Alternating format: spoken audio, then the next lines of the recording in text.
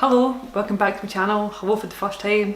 How are you doing? What's happening? How did you get here? Who told you about this channel? Why are you here? I don't know. Maybe you're here because you want to know how to make vegetarian haggis.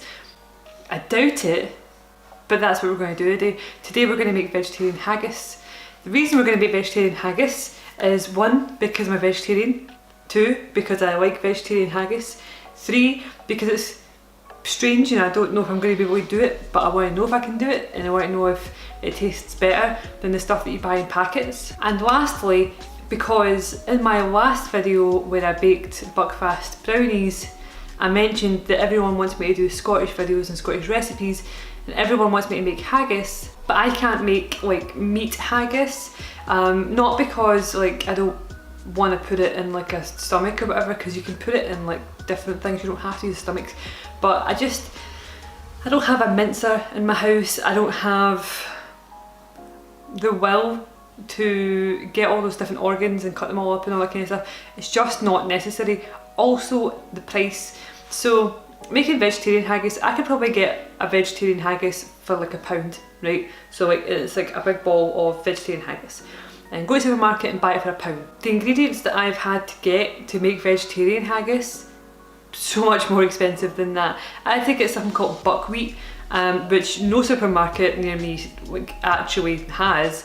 I had to get it off Amazon. It was £4 for a kilo, which is the cheapest I could find, and I need like 40 grams of it. So there's a lot going on price wise. So unless this vegetarian haggis is like amazing and I want to eat it constantly to the point where it justifies how much money I spent on the ingredients, it's not really that worth it. If you want vegetarian haggis, I recommend just buying from the shop. That being said, it's going to be 10 times worse if I wanted to make meat haggis, because to buy the heart and the lungs and the livers and all these different things, the actual hours spent and the money spent and all the ingredients to make that haggis, again, when you could buy it for £1, it's not worth it.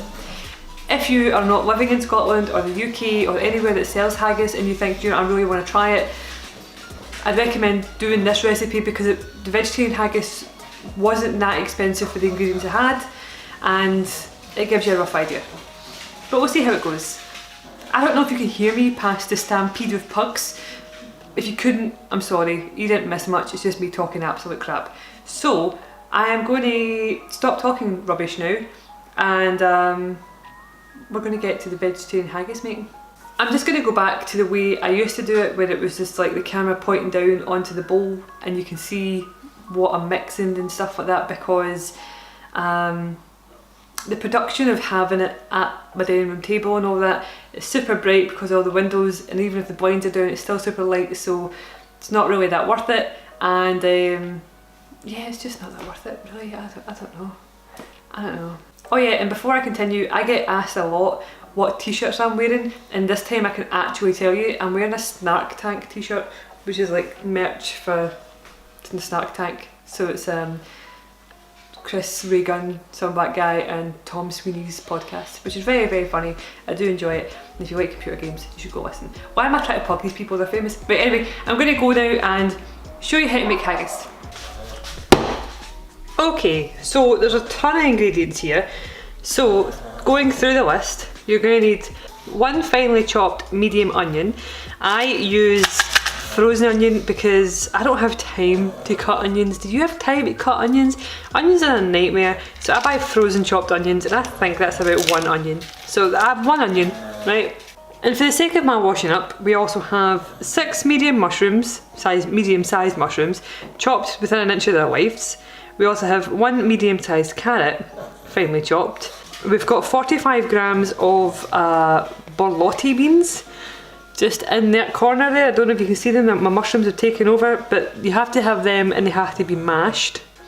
In here we have 75 grams of red lentils, 50 grams of rolled oats, I've just used porridge oats, 50 grams of vegetarian suet, which is this guy.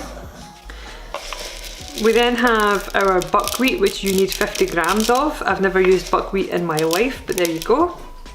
We also have 30 grams of ground hazelnuts, 45 grams of ground almonds. You'll also need black pepper, You need 5 grams of this. You're going to need vegetable stock. I've got 250 millilitres here of vegetable stock. You're going to need 2 tablespoons of oil, so I'm going to use some Flora. 1 tablespoon of lemon juice, a dash of soy sauce, and a dash of gravy browning.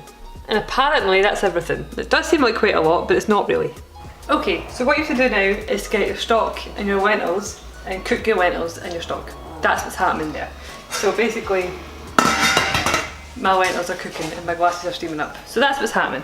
Nothing exciting, you're just cooking your lentils. Now we're going to cook our like mushrooms and carrots and onions and stuff. We're just going to plonk all the mushrooms and carrots and stuff in there, try and get all the mushrooms out of my beans. Yeah. Boop, boop, boop. Yeah. So that's like my mashed beans that's just chilling in there. There's my onion. Give that a shimmy.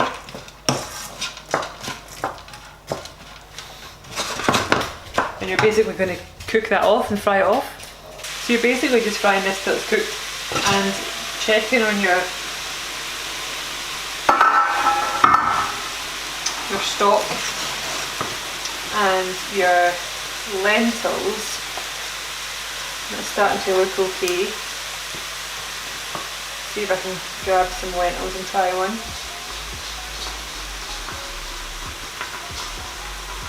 Yeah, they're cooked. So my lentils are cooked.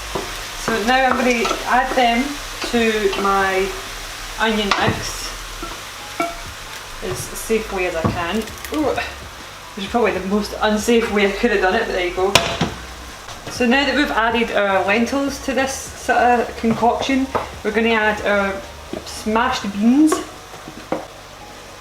And in here is my almonds and my hazelnuts, so we're going to add that. And then we're going to give that a mixy rooney. Try and continue to mash those beans a bit so they actually loosen up. I'm going to reduce the heat, so I had that up quite high, so I'm going to reduce the heat for now and let it all become best pals. So far you're thinking that looks like gruel, and you're a bit right, it does look like gruel. So what we're doing now is we've got a frying pan on with a little bit of oil in it, and we're going to fry off our buckwheat and our porridge oats. Okay, so I've just taken my haggis off the heat for now, just until I can fry off my oats and my buckwheat. You're really frying them off just for a few moments, just to, don't know, add some flavour really. Nothing super exciting. Nice and cooked now, and I'm going to put them straight into here.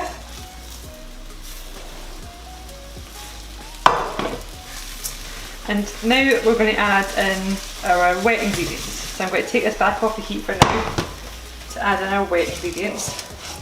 Alrighty, so we're going to add in our lemon juice. So then we're going to add in like a splash of gravy browning, which I've never used in my life. So maybe about that. And then the same with soy sauce. A splash.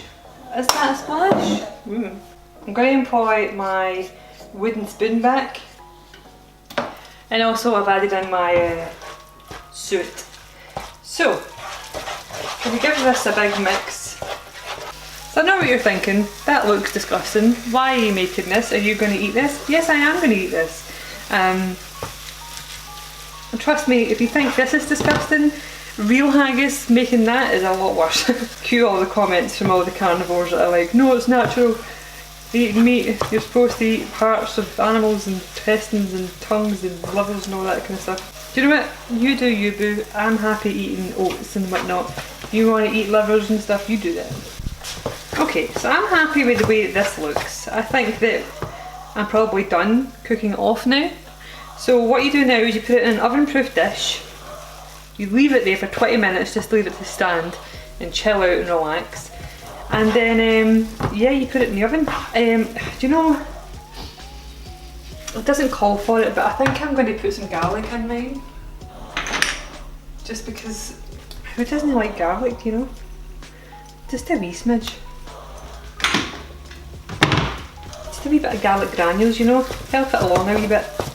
I really want to try a bit now to see if it needs more pepper.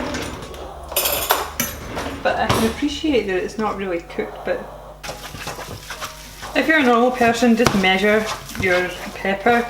I didn't do that, I just keep adding it, so. Let's try it now. So I've gave up and I've just taken the lid off this and I'm just going to pour some of this in.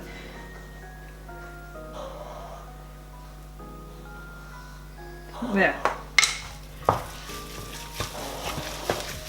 If you haven't established already, haggis is very peppery. And even normal haggis, like meat haggis, is super peppery. Okay, let's try it now. Almost there.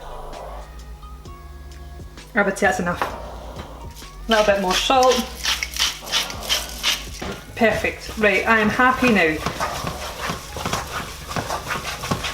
So I just need to mix all that round. Make sure that the pepper is all fully incorporated and whatnot. Also, this is no longer on the heat, I'm just mixing it. But it's got that sort of lingering heat in your mouth when you've tried it from the pepper, and that's what you're looking for. Yeah. Okay, so let's just start putting it in your heat-proof dish, or your oven-proof dish. Now, I'll be honest, I spent all that time trying to get like buckwheat, and I don't know what the buckwheat's going to add. I think if I was going to make this again, I'd probably just put more oats in it, but I suppose we'll try it and see what the buckwheat adds. Right now, all I can see is the buckwheat sort of poking out. It doesn't really, I don't know what it tastes like, but it might taste great, but yeah. I suppose if it doesn't taste like anything, there's no point really, is there? But we'll see. We'll see. So I'm going to leave it like that. I've kind of roughed it up at the top because when I cook it in the oven, those bits will go crispy. But yeah, that is my haggis for now. It sits for 20 minutes, chills out, think about what it's done, and then we'll put it in the oven. Okay, so my vegetarian haggis looks a bit like chocolate, kind of. Looks like some sort of really crap chocolate cake. It's like making noises. Can you hear that? I don't know if you can hear that. I hope you can. Anyway, so yeah, it looks not great, but we're going to put it in the oven now. So the recipe that I used was a crap recipe, I'll be honest. So the recipe for that will be in the description below, but I recommend not using buckwheat. I might change my mind when I try it, but I don't really know what it's going to add. I would recommend 160 if you've got a fan, 180 if you don't have a fan oven. Is that a gas mark 4 or something like that? Is that 300 something degrees Fahrenheit? I don't know. Something like that. I'll put that in the description anyway. So put it in the oven for half an hour and then we'll try it. The non-Scottish version of that is put it in your oven for 30 minutes and then take it out and then eat it. So let's do that. Hello, welcome back. Okay, so the haggis is out of the oven. It's still really hot. I've got a fork so I don't know if I'm going to try it. But that is my haggis. Does it look great? No. Can it be improved? Absolutely. I can see already without even trying it that the buckwheat has done like nothing. It's just sort of stoating about. I don't really know what it would add, but I think moving forward what I would do is replace the buckwheat with just more oats, because haggis does have a lot of oats in it, and then rather than put it in the oven, like just in a tray, I think I'd probably wrap it in like a, not a quilty, but like a muslin cloth or something like that and tie it to keep steaming, because it's supposed to be quite wet and quite dense. It's not really, I mean you can fry it and stuff, but I don't know, I just feel like this aesthetic isn't the best. But yeah, anyway, let's try a bit.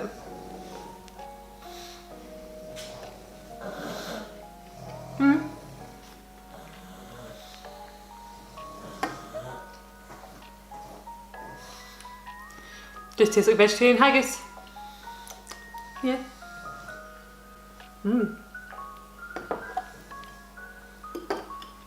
yeah, I would say that just tastes exactly like vegetarian haggis that you get from the shops. Again, the only thing I would change is probably put more lentils, more oats, no buckwheat, and yeah. You're told to add the hazelnuts and the almonds, but I can't taste them. I don't know what they add, you know, unless they add a consistency, but even at that, like, God knows. What I would do from this point is either have it in a roll, you have it for breakfast, or have it like with some peppercorn sauce, some mashed potatoes and some vegetables, or haggis neeps and tatties, which is potatoes and turnip and haggis. Yeah, it's basically, people just eat haggis as like a meat replacement, so the steak and potatoes, you have haggis and potatoes, you know. There's loads you can do really. I could make haggis bonbons where I take this, roll it into balls, and then I would batter it and fry it, or breadcrumb it and fry it, and you get haggis bonbons. You can make haggis neeps and tatty pie, where you make like a pie crust, put haggis at the bottom, then a wee layer of turnips and then some mashed potatoes on top. You cook it with no pie lid and the mashed potato gets crunchy. Then you've got a haggis neeps and tatty pie. There's loads you can do with haggis, it's great. If you're a meat eater and you're watching this and you're thinking, I'll make that to see what haggis tastes like, this tastes similar to haggis because it's got the same spices, it's very peppery, that's about it, but they're very different consistencies. Meat haggis is a lot more like mince, if you can imagine eating like minced beef, where it's not grainy but it's almost got bobbles of meat. It's kind of more like that in some cases because people make haggis differently. But if you're a vegetarian and you've never had haggis before, vegetarian haggis, and you want to know what vegetarian haggis tastes like, this just tastes like vegetarian haggis. So the dislike ratio on this video is going to be sky high because nobody likes vegetarian people or vegetarian haggis. But there we go, I've made it anyway, it tastes great and I'm going to have it for my dinner. So I'm glad I made it. Will I make it again? Probably only to get rid of the ingredients that I have. Again, if you live in Scotland or the UK or whatever, just go to the shop and just buy a haggis for £1. It's not worth this. Anyway, I'm going to go now. If you would like to support me in any way, shape or form, I have a Patreon and merch.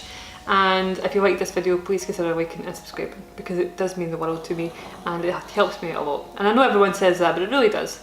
And yeah, so whatever you're doing today, have a great day and I'll see you later. Bye!